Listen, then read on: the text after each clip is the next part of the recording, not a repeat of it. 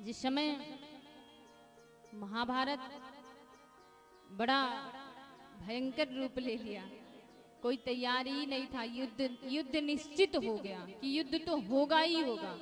तो पता है भगवान द्वारिकाधीश और जो संत होते हैं और सज्जन जो होते हैं वो कभी झगड़ा नहीं करना चाहते, वो हमेशा झगड़ा को शांत करना चाहते हैं। क्या? झगड़ा को शांत करना चाहते हैं, क्योंकि शांति में ही सुख है। जहां शांति नहीं वहां कोई सुख नहीं। भगवान विचार किए कि क्यों ना शांति मिल जाए, एक बार प्रयास करके देखता हूं। और हस्तिनापुर गए, द्वारिकाधीश प्रभु हस्तिनापुर गए। हस्तिनापुर पहुंचे, पता है दुर्योधन और दुशासन पहुंचा तुरंत। सभा में सब बैठे हैं, भगवान का बड़ा स्वागत किया गया था। भैया कृपाचार्य, गुरुवर द्रोणाचार्य और भीष्म पितामह, सबको पता था कि ये परम पिता परमेश्वर हैं। लेकिन जो घमंडी अहंकारी प्रवृत्ति के लोग होते हैं, दुर्योधन जैसे, वो कभी पहचान नहीं सकते हैं। वो नहीं पहचाना। भगवान गए, बोले कि ठीक है, मैं शांति दूत बन के आया हूँ, अपना संदेश सुनाऊंगा, लेकिन कुछ समय विश्राम चाहिए। विश्राम कहाँ करूँगा? दुर्योधन बोला मेरे घर चलो। दुशासन बोला नहीं, कदापि नहीं, मैं लेके जाऊंगा, मेरा घर अभी नया नया बना है। दुर्योधन बोला भैया तू बाद में ले जाना, पहले मेरे घर जाने दो। भगवान सुन रहे थे, बोले नहीं नहीं नहीं, कदापि मैं तुम दोनों के घर नहीं जा सकता हूँ, मैं तो विदुर के घर जाऊंगा। दुर्योधन अपशब्द, नहीं वो दासी का पुत्र, उसके घर क्या है, वहां क्या करने जाओगे, मैं 56 भोग खिलाऊंगा। भगवान बोले क्षमा चाहिए, मैं शांति दूत बन के आया हूँ, 56 भोग का प्रसाद पाने नहीं आया हूँ। पहले मैं अपना काम करूंगा, उसके बाद कल देखूंगा तुम्हारे घर। आज तो मैं विदुर के यहाँ ही जाऊंगा। और भगवान श्याम सुंदर विदुर की कुटिया में जाते हैं। गरीबी तो जरूर होती है, लेकिन जिनके यहाँ गरीबी होती है, यानी गरीबों के यहाँ का जो भोजन होता है ना, वो प्रेम से भरा होता है। उसको पाने के बाद मन में बड़ी प्रसन्नता होती है, क्योंकि वो प्रेम से बनाया जाता है, अहंकार से नहीं बनाया जाता है। भगवान पहुंचे, विदुरानी बड़ा स्वागत करी। ठाकुर कहते हैं भाव का भूखा हूँ मैं, और भाव ही एक सार है, भाव से मुझको भजो तो भव से बेड़ा पार है। मैं भाव का भूखा हूँ, भोजन का नहीं। भाव से कोई मुझे कुछ भी खिलाएगा, पत्रम पुष्पम फलम तोयम, चाहे पत्र क्यों ना समर्पित करे, एक पुष्प दे देगा, कोई भी चीज मैं इसे स्वीकार करता हूँ। और विदुर रानी जो है बड़ी प्रसन्न, साग और भात बनाई थी, भगवान को आसन देती है। ठाकुर विराजमान होते हैं, और ज्यों ही द्वारिकाधीश आसन पर विराजमान होते हैं और पत्तल में साग और भात ला करके परोसती है। ठाकुर देखते हैं बड़े प्रसन्न, वाह कितना स्वाद होगा, बहुत दिनों के बाद ऐसा भोजन मिल रहा है। आज सुबेरे सुबेरे हमारे यजमान जी बोल रहे थे कि दाल चावल रोटी खाते खाते तो मेरा जी उब गया है, मैं तो कभी कभी चटनी और बाजरे की रोटी में आनंद लेता हूँ। तो भाई राज्य का जो व्यंजन होता है, राजभोग खाते खाते तो जी उब ही जाता है। तो कभी तो खिचड़ी में तो बड़ा आनंद आता है ना।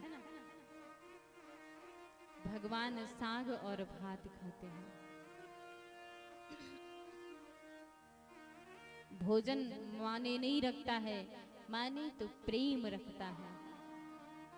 प्रेम है तो वो 56 भोग का काम करेगा। और 56 भोग यदि रखा है उसमें प्रेम नहीं है तो वो किसी काम का नहीं है। सबसे ऊंची प्रेम सगाई, सबसे ऊंची प्रेम सगाई, सबसे ऊंची प्रेम सगाई, प्रेम सगाई, सबसे ऊंची प्रेम सगाई। दुर्योधन के मेवा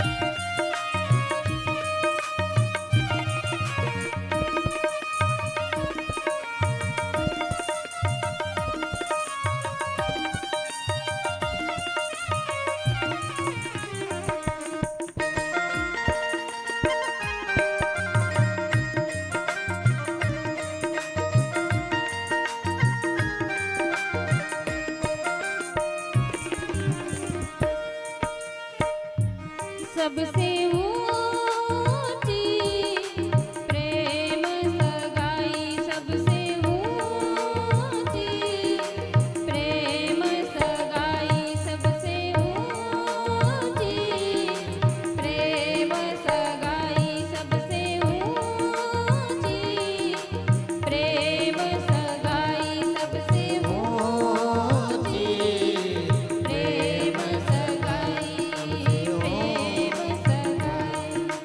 प्रेम सगाई, प्रेम सगाई, सबसे ऊंची प्रेम सगाई। भगवान प्रेम को स्वीकार किया और विदुर के घर प्रसाद पाए। अब दूसरे दिन निकले किसके लिए? जो प्रस्ताव लेकर के आए थे। प्रस्ताव क्या था भगवान का? शांति दूत बन के आए थे कि किसी तरह से युद्ध रुके, पांडवों का कौरवों का विनाश न हो, धर्म की रक्षा भी हो जाए और झगड़ा भी न हो।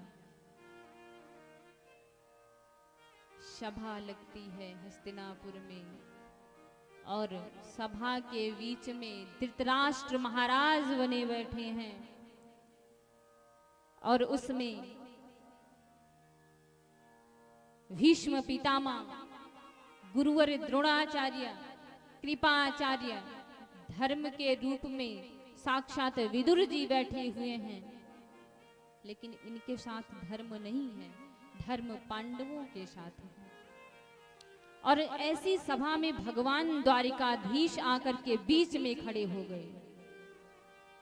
बीच में खड़े होकर के कहते हैं, मैं आप सभी लोगों से एक ही बात कहने के लिए आया हूं, मुझे शांति चाहिए और वो कैसे मिलेगी वो आप विचार करिए, क्योंकि आप महाराज हो। धृतराष्ट्र को कहते हैं द्वारिकाधीश। महाराज के समझ में नहीं आती बात, द्वारिकाधीश कहते हैं तो मैं कहता हूं। दुर्योधन नहीं मानता है। हाँ? वर्षों तक वन में घूम घूम बाधा विघ्नों को चूम चूम सह धूप घाम पानी पत्थर पांडव आए कुछ और निखर सौभाग्य न सब दिन सोता है देखें आगे क्या होता है। मैत्री की राह बताने को, सबको सुमार्ग पर लाने को, दुर्योधन को समझाने को, भीषण विध्वंस बचाने को भगवान हस्तिनापुर आए पांडव का संदेशा लेने। क्या?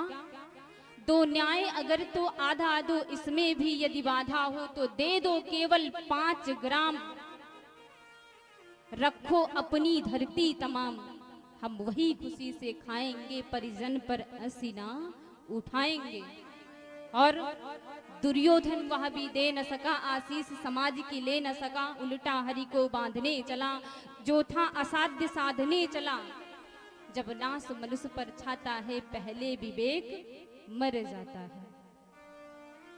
हरि ने भीषण हुंकार किया, अपना स्वरूप विस्तार किया, डगमग डगमग दिग्गज डोले, भगवान कुपित होकर यह बोले, जंजीर बढ़ाकर बांध मुझे। हाँ हाँ दुर्योधन बांध मुझे, यह देख गगन मुझ में लय है, यह देख पवन मुझ में लय है, मुझ में लय है झंकार सदा सकल, मुझ में लय है संसार सकल, अमृत फूलता है मुझ में, शंघार झूलता है मुझ में, उदयाचल मेरा दीप भाल, भूमंडल वक्षस्थल विशाल, भुज परिध बंद को घेरे हैं, मैनाक मेरु पग मेरे हैं, दीपते ये नक्षत्र निकर, ये सब मेरे मुख के अंदर। दुर्योधन नहीं समझता, दीपते ये जो ग्रह नक्षत्र निकर सब हैं मेरे मुख के अंदर। दृग हो तो दृश्य अकांड देख, मुझ में सारा ब्रह्मांड देख, चर अचर जीव जग क्षर अक्षर, नश्वर मनुष्य सुरजाति अमर, सतकोटि सूर्य सतकोटि चंद्र, सतकोट सरित शर सिंधु मंद्र, सतकोट विष्णु ब्रह्मा महेश सतकोट जिष्णु धनपति धनेश, सतकोटि रुद्र सतकोटि काल, क्या सतकोटि रुद्र सतकोटि काल, सतकोटि दंडधर लोकपाल, जंजीर बढ़ाकर साध इन्हें, हा हा दुर्योधन बांध इन्हें। भूलोक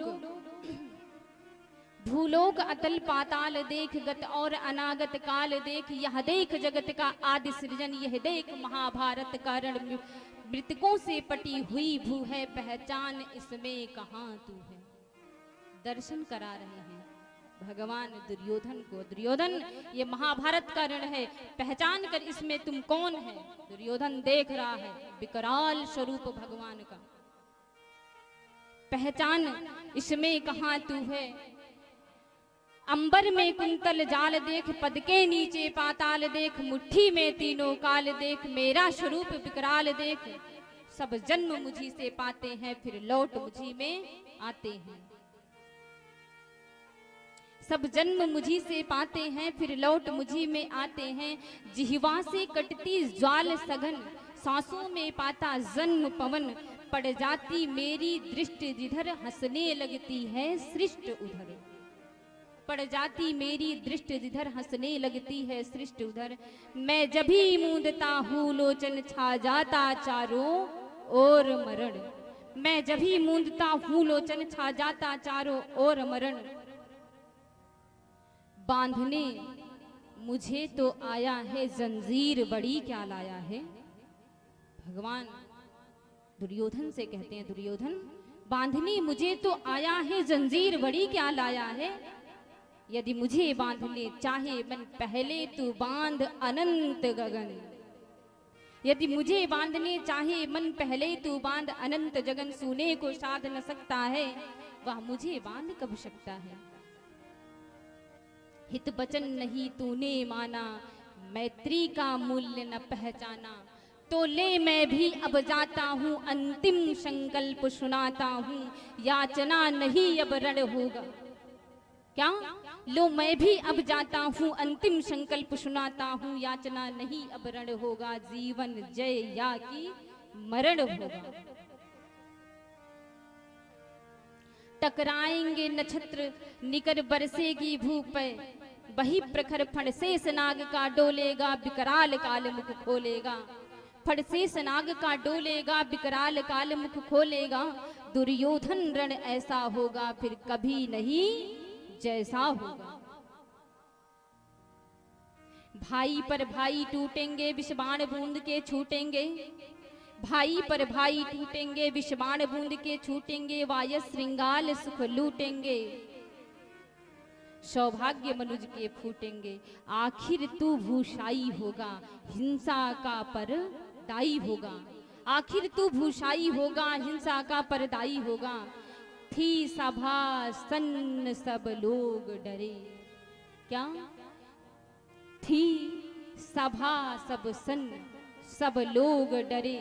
चुप थे या बेहोश पड़े, चुप थे या बेहोश पड़े। केवल दो नर न आघाते थे, धृतराष्ट्र विदुर सुख पाते थे। कर जोड़ खड़े प्रमुदित निर्भय, दोनों पुकारते जय जय। भगवान अपने विकराल स्वरूप को दिखाए दुर्योधन को। और ये जो सृष्टि है, पूरे विश्व का निर्माण, सृजन, संहार अपने में सब दिखा दिए। अरे ये मुझसे ही इस सृष्टि का सृजन होता है और मेरे ही अंदर संहार होता है। दुर्योधन यदि मुझे बांधना चाहता है तो पहले अनंत गगन को बांध के दिखा दे, फिर तुम मुझे बांध सकता है। 5 ग्राम भगवान मांगे, अपनी तमाम धरती रख लो, केवल 5 गांव दे दो, 5। दुर्योधन वह भी दे न सका, आशीष समाज की ले न सका। लोभ जब होता है ना परिवार में किसी एक व्यक्ति के अंदर ना, तो एक बीते के लिए एक भाई का मर्डर कर डालता है। आज भी है, एक हाथ की जमीन के लिए एक भाई दूसरे भाई को मार डालता है। भगवान शांति दूत बन के आए, दुर्योधन इनकार कर दिया 5 ग्राम देने से, वापस चले गए। अब तो युद्ध होना ही होना है। धर्म पांडवों के तरफ, दुर्योधन के तरफ अधर्म। लेकिन दुर्योधन के तरफ केवल दुर्योधन ही ऐसा है, बाकी उसके साथ जितने महारथी हैं सब एक से एक। आप कर्ण को जानते हैं ना,